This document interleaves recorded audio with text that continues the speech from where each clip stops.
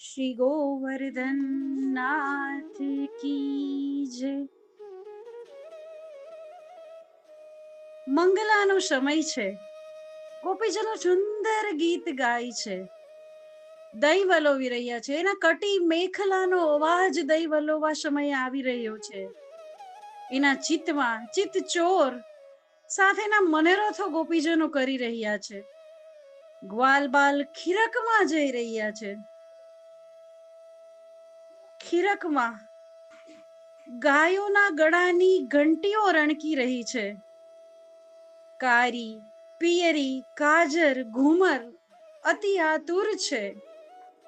પ્રભુ દર્શનમાં લીન થવા માંગે છે. પ્રભુ દર્શન માટે તરસી રહી છે ગાયો. પ્રભુ નંદાલયમાં પોઢી રહ્યા છે. મંગલાનો સમય બતાયો છે. યશુમતી મૈયા વારંવાર જોવા જઈ રહી છે શયનખંડમાં.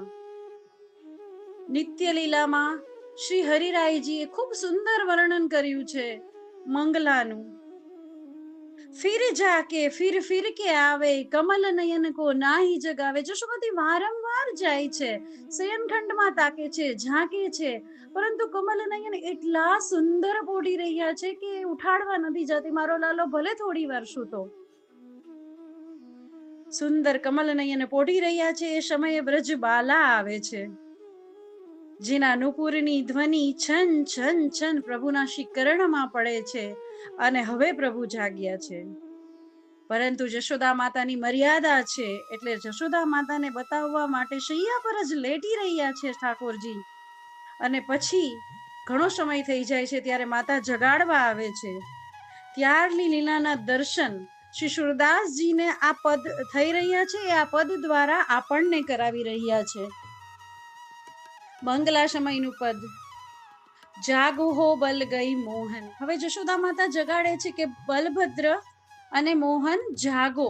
ગઈ મતલબ રાત વીતી ગઈ. ભોર ભયો તેરે કારણ શ્યામ સુંદર નહીં મુરલી લાઈ. હું તારા માટે નવી મુરલી લાવી છું શ્યામ, હવે તું જાગ. ગ્વાલ બાલ સબ દ્વાર ઠાડે વેર વન કી ભઈ.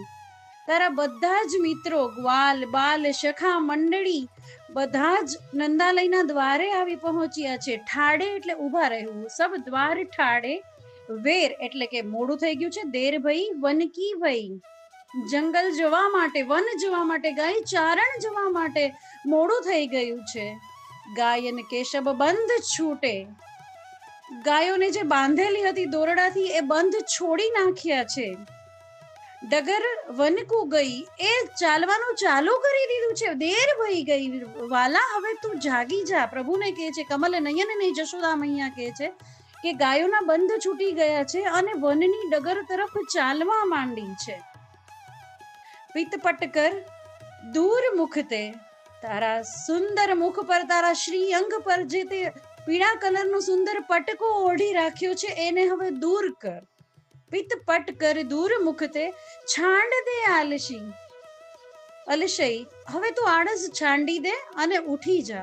ભોર ભયો અતિ આનંદિત હોત યશુમતી દેખી ધ્રુતિ નિત્ય નહીં. પ્રભુ નથી ઉઠતા, નાટક કરે છે. મૈયા થોડી દેર સોન દે, સોન દે, મેં કો સોન દે, મેં થકે હું. ત્યારે જશોદા માતા જોઈને ખૂબ હરખાઈ જાય છે. બતાવ્યું છે દેખી ધ્રુતિ નિત્ય નહીં. ધ્રુતિ એટલે તોફાન, સુંદર તોફાન અહીંયા આપણે કહી શકીએ. નવા નવા નખરા પ્રભુના જોઈ અને જશોદા માતા રોજ નવા નખરા પ્રભુ કરે છે. રોજ જશોદા માતા જોવે છે અને આનંદિત થાય છે. અને જશોદા માતા હરખાતા હરખાતા કહે છે, જાગે જંગમ જીવ પશુ ખગ ઓર વ્રજ શબઈ. સુંદર પ્રભાત ભયો છે, ભોર ભયો છે, બધા પોતપોતાના કામે લાગી ગયા છે. સુંદર ફૂલો ખુલી ગયા છે, મોરના ટહુકા થાય છે, કોયલ બોલે છે, બધા પક્ષીઓ બોલે છે. જાગે જંગમ જીવ પશુ, જીવ અને પશુ બધા જાગી ગયા છે. સૂરજની કિરણો વ્રજ પર ઘેરાઈ ગઈ છે. ગોવર્ધન પર્વત પર સુંદર અવાજ આવી રહ્યા છે, ધ્વનિ આવી રહી છે, પક્ષીઓના ટહુકાર થયા છે, કલરવ થઈ રહ્યા છે. ખગ પક્ષીઓ ઓર વ્રજ શબી, આખું વ્રજ મંડળ જાગી ગયું છે અને સુંદર પ્રભાતમાં ભોર ભઈ છે. પ્રભુ હવે આપ જાગો, શ્રી કૃષ્ણ હવે આપ જાગો, એવું કહે છે જશોદા મૈયા. સુર કે પ્રભુ દર્શ દીજે. સુરદાસ આ લીલાના સાક્ષાત દર્શન કરી રહ્યા છે અને એના પદ થકી આપણને દર્શન કરાવી રહ્યા છે કે પ્રભુને જગાડવા યશોદા માતા સુંદર પ્રયાસ કરે છે. આવા દર્શન દીજે, હવે દર્શન દ્યો. શૂરના પ્રભુ હવે દર્શન દ્યો. આનંદમયી હોત આનંદમયી, આપના રંચક દર્શન પામીને, આપના મોર પંખના એ સવારના દર્શન કેવા. વિફુરી અલક લટપટી પાઘ, પીક કપોલ મુખ અંજન લાગ. પીક કપોલ મુખ અંજન લાગ, મોઢા પર આંજણ લાગી ગયું છે. પીક કપોલ, જ્યાં ત્યાં ચંદન લાગી ગયું છે.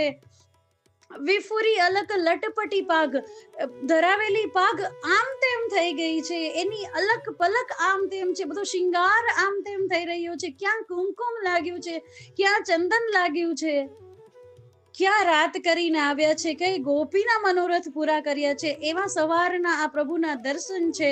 એમના વાળ વિખાઈ ગયા છે અને ચહેરા પર આવે છે. જ્યારે પ્રભુ પોતાની શૈયામાંથી બેઠા થયા છે ત્યારે આ સુંદર દર્શન શ્રી સુરદાસજીને થાય છે. પ્રભુ આનંદ આપી રહ્યા છે આ સ્વરૂપે. એવું એક સુંદર સુરદાસજીનું પદ. શ્રી ગોવર્ધન નાથ કી જય.